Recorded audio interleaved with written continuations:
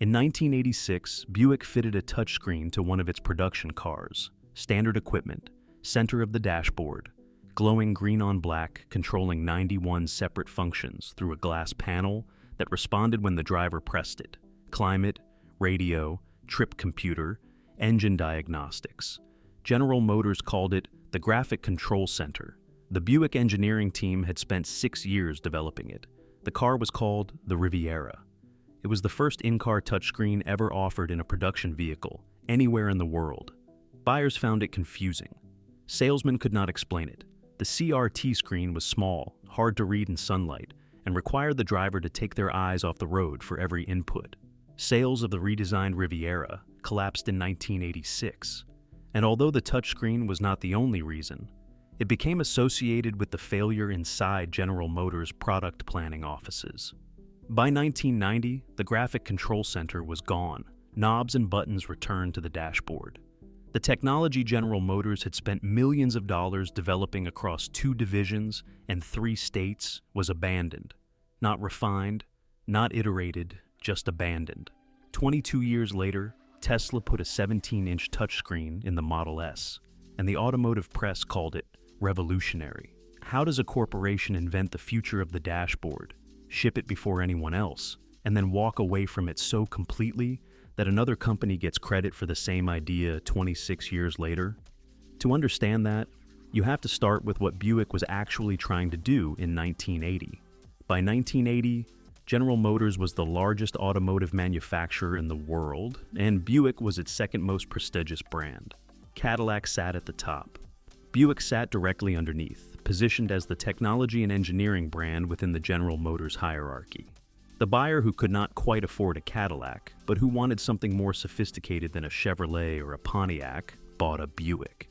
That had been the brand's role since the 1930s, and through most of the post-war period, it had been a serious commercial position. Buick was selling roughly 900,000 cars a year in the early 1980s, ahead of every American luxury competitor, except Cadillac itself. Buick had a specific identity that mattered to the engineering side of the company. It was the brand within General Motors that was permitted to take technical risks.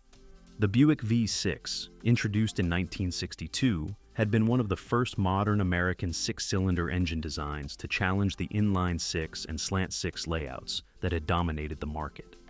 The Buick Grand National, in 1984 through 1987, had been the first American factory turbocharged production car to consistently outrun a Corvette. The brand had, across decades, accumulated a reputation as the laboratory inside General Motors, where new ideas were allowed to ship before they were ready for the more conservative Cadillac customer. The Riviera was Buick's flagship. It had launched in 1963 as a personal luxury coupe, designed by Bill Mitchell at the height of General Motors' design golden age.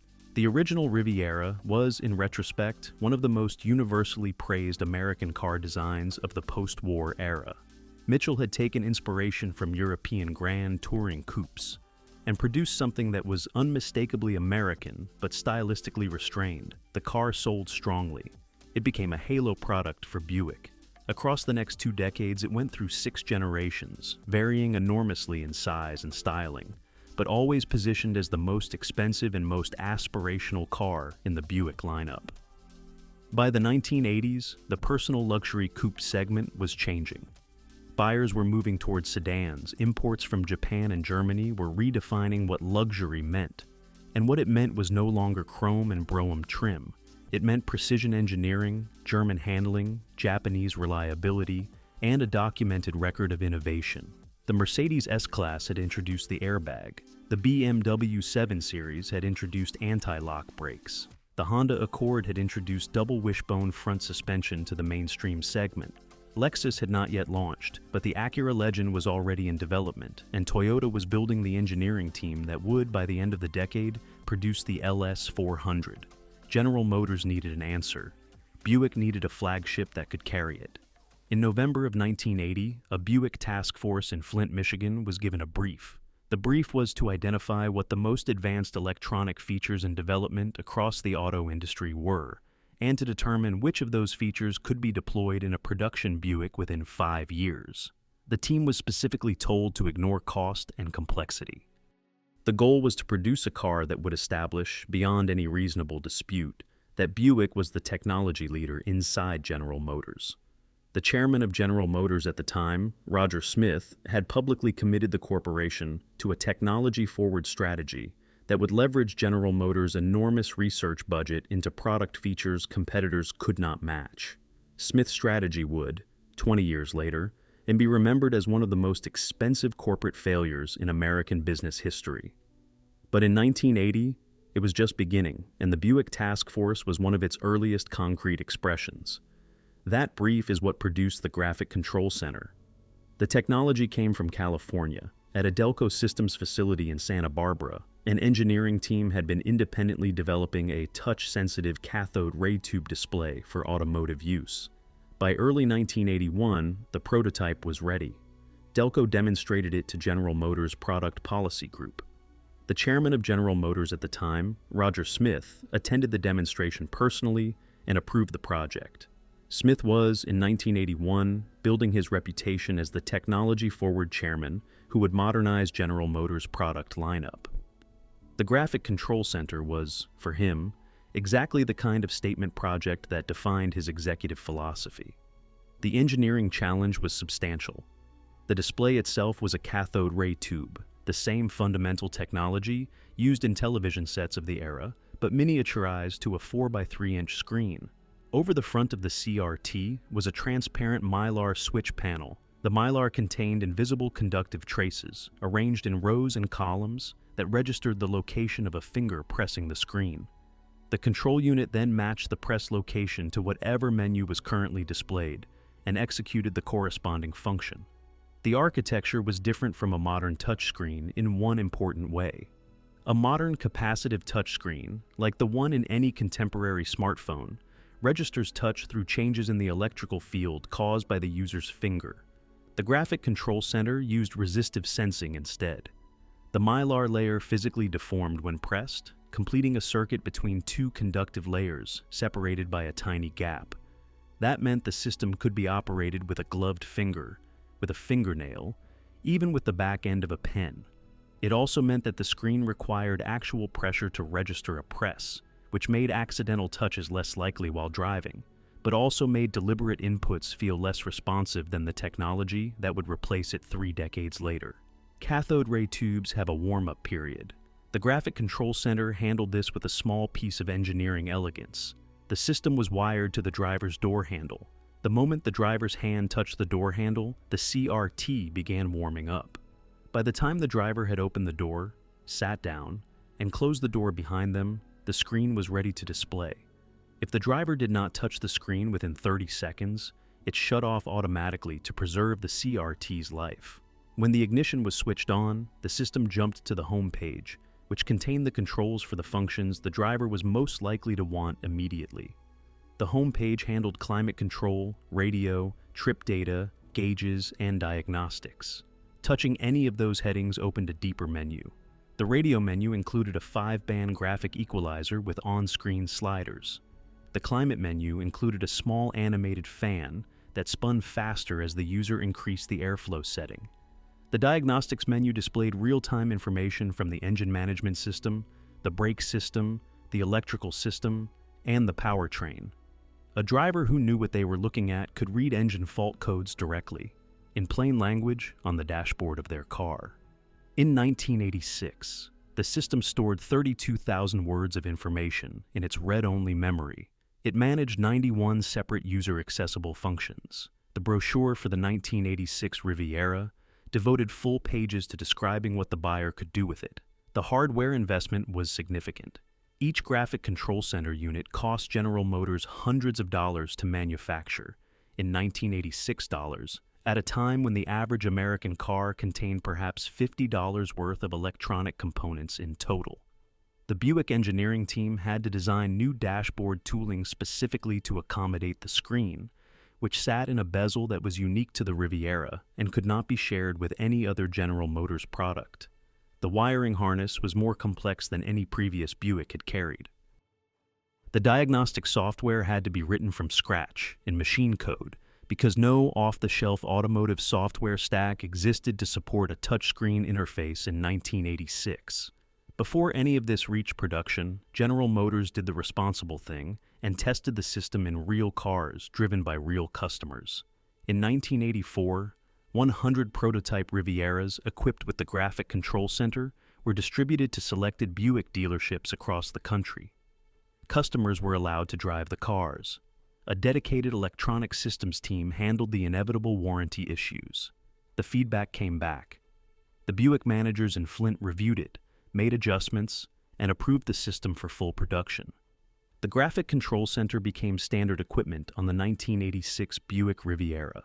It also appeared almost simultaneously on the 1986 Buick Riviera, which was Buick's two-seat luxury coupe, where it was rebranded as the Electronic Control Center, and it appeared in a slightly more advanced color version on the 1990 through 1992 Oldsmobile Toronado Trofeo, where it was rebranded again as the Visual Information Center.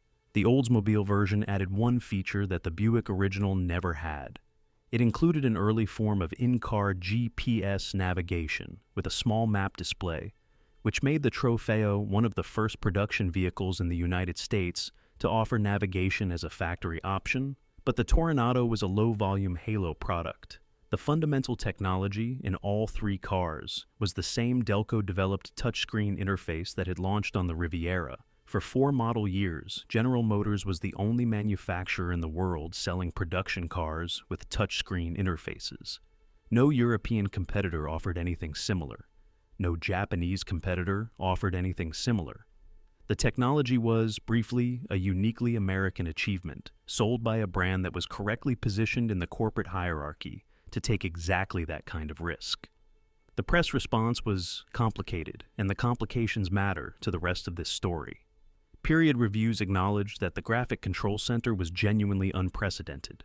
Motor Trend, Car and Driver, and Road and Track all noted in 1986 that no other production car in the world offered anything resembling it. The reviewers who used it called it ambitious, forward-looking, and technologically impressive. Several of them used the phrase ahead of its time.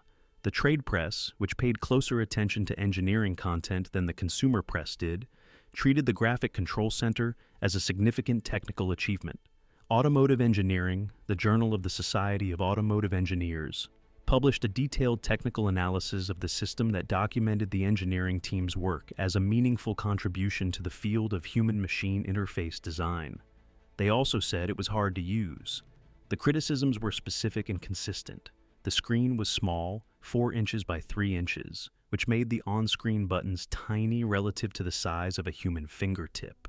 Pressing a button while driving required the driver to take their eyes off the road and aim carefully. The CRT's green-on-black display had limited contrast, which made it hard to read in direct sunlight and difficult to scan quickly at a glance.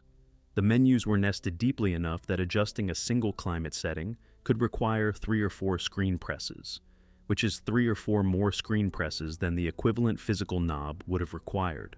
One reviewer summarized the experience by writing that the system was meant to transform a trip to the 7-Eleven into a space odyssey.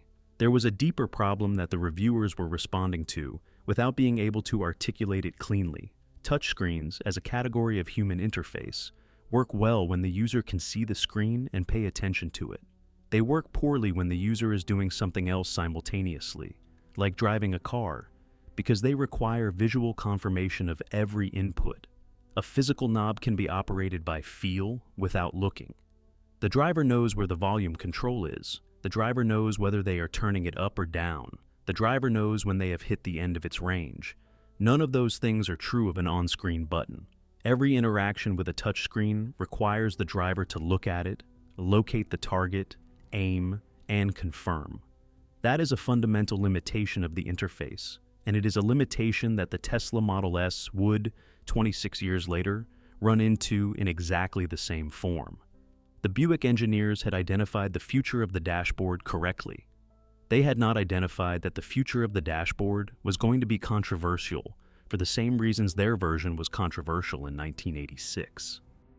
The engineering team had built the most advanced human interface ever installed in an automobile, and the engineering team had also, simultaneously, built something that buyers found legitimately frustrating to operate. There was a separate problem that the 7th-generation Riviera carried independent of the touchscreen. The car had been redesigned for the 1986 model year on a smaller platform than the previous generation. It had lost approximately 20 inches of length, dropped to a 6-cylinder engine in its base specification, and arrived in showrooms looking visibly less imposing than the Riviera buyers remembered. Sales collapsed. The 1986 Riviera sold roughly 22,000 units in its first year, down from 65,000 the year before the redesign. The decline had nothing to do with the graphic control center, but the touchscreen became associated with the broader sales failure in the corporate retrospective.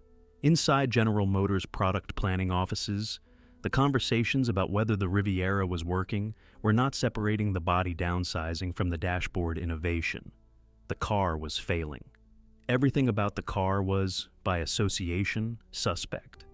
By 1988, General Motors was already preparing the Riviera's mid-cycle refresh. The redesign would address the size complaint, lengthening the body and adding visual presence back to the car. It would also, internally, raise the question of whether the graphic control center had been worth the engineering investment. The Buick task force that had originally championed the system was no longer the team in charge. The graphic control center was discontinued for the 1990 model year. The decision was made by General Motors product planning during the broader Buick Riviera refresh. The reasoning, as it appeared in period press coverage, was that customer feedback had identified the touchscreen as a barrier to purchase rather than a feature attractor. Buyers who came into Buick showrooms looking at the Riviera against its Lincoln and Cadillac competitors were rejecting the technology. Salespeople were finding that they had to spend significant time explaining how the screen worked rather than selling the car's other attributes. Service departments were finding that when the CRT failed, the entire central control system of the car failed with it. Because the touchscreen was not just a display, it was the only way to access most of the vehicle's secondary functions. The replacement was conventional. Knobs, buttons, and analog gauges returned to the dashboard for the 1990 through 1993 Riviera. The technology that had made the car unique in 1986 was gone, replaced by the same control layout that every other car in the segment had been using all along. There was an internal debate that did not survive into the public record. Some Buick engineers, including some of the original task force members, argued that the touchscreen had been correct in concept and wrong only in execution.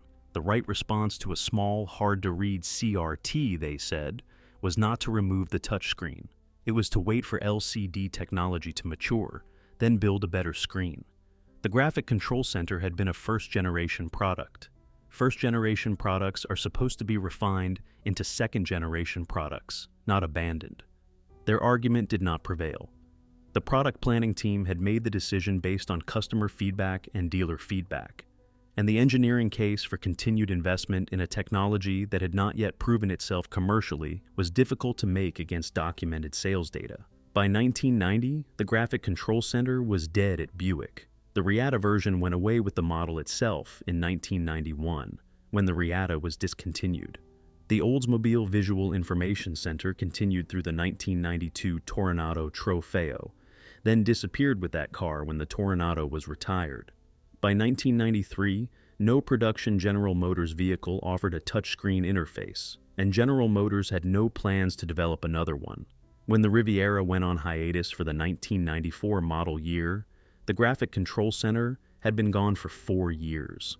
When the 8th generation Riviera launched for 1995, sharing its platform with the Oldsmobile Aurora and built at the same Lake Orion plant, the dashboard contained no touchscreen. Buick had decided the experiment had failed. The Riviera nameplate continued through 1999, when General Motors discontinued the car permanently. The 8th generation sold 41,000 units in its launch year, then declined steadily, ending with just 1,956 cars produced in 1999. The personal luxury coupe segment that the Riviera had pioneered in 1963 was effectively dead by the late 1990s, killed by the rise of SUVs and the buyer's preference for four-door sedans.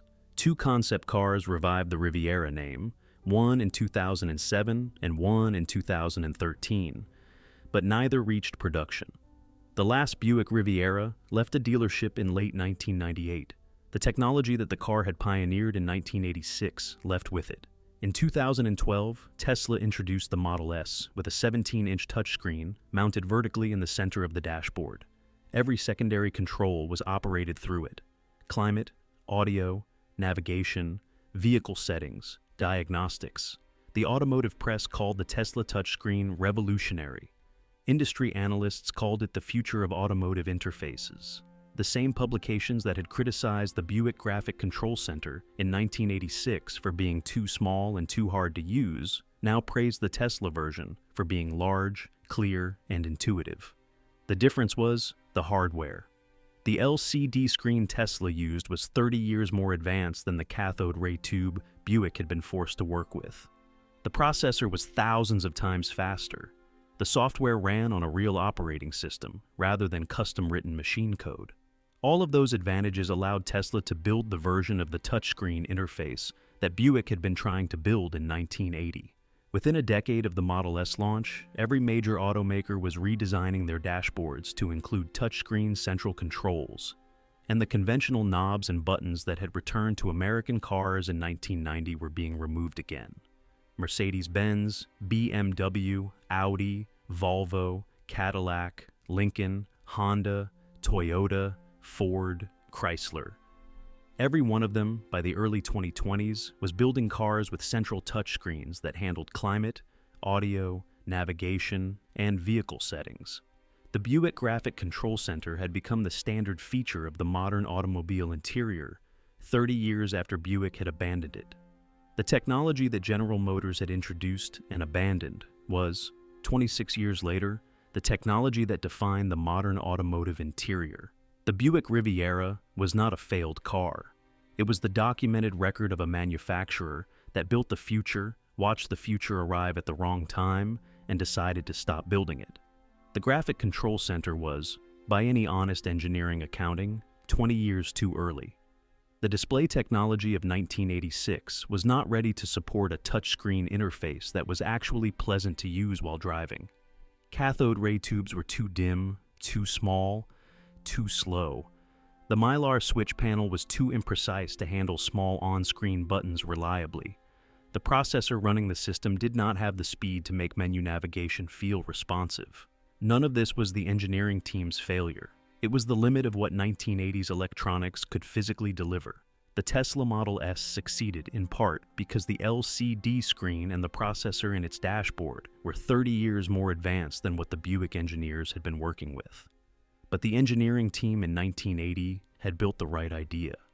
They had identified correctly that the future of the dashboard was a single reconfigurable display rather than dozens of dedicated physical controls. They had identified correctly that the way to make that work was to build the entire interface around touch input. They had identified correctly that customers would eventually want a car that looked more like a computer than like a mechanical machine. Every one of those identifications was right. The technology of 1986 could not yet support the interface they wanted to build, but the interface they wanted to build was the one the entire industry would eventually adopt. What General Motors did when the technology proved difficult to use was conclude that the idea had been wrong. They returned to physical controls. They told themselves that customers preferred knobs and buttons.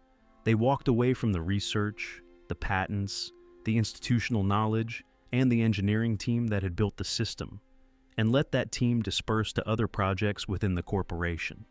The same corporation that had funded the Graphic Control Center in 1980 did not, in 1990, fund the LCD-based successor that the original engineering team had argued for.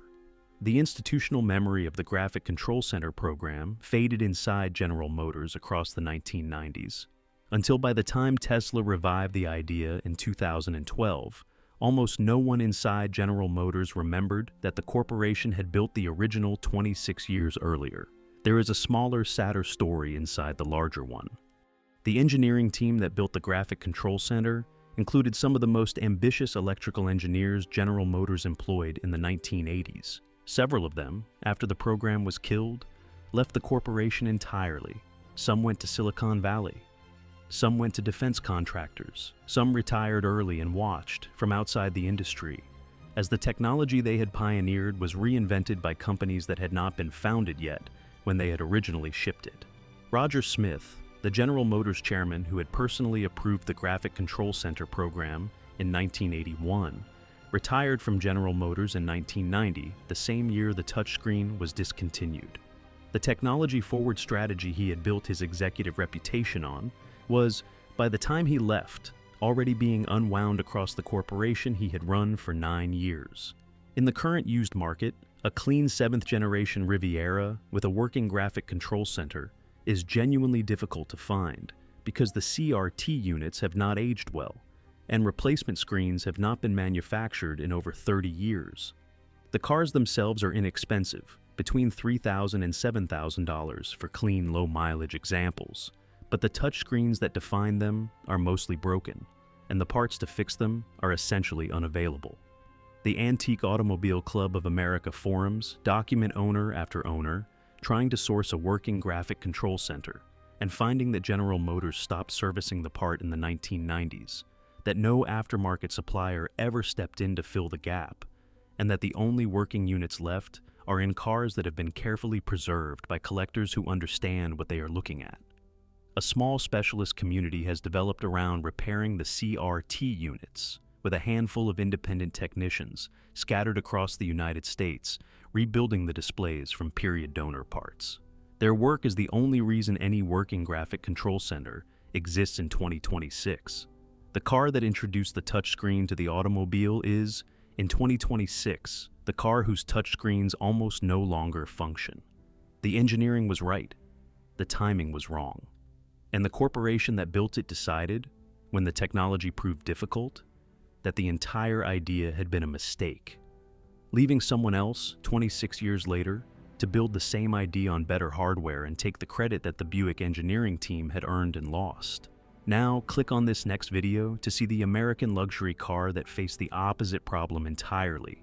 The full-size sedan that was built with no innovation at all, that carried the same body-on-frame architecture for almost 2 decades, that General Motors deliberately refused to update, and that became, by the end of its run, one of the most beloved American cars of its generation, specifically because it never changed.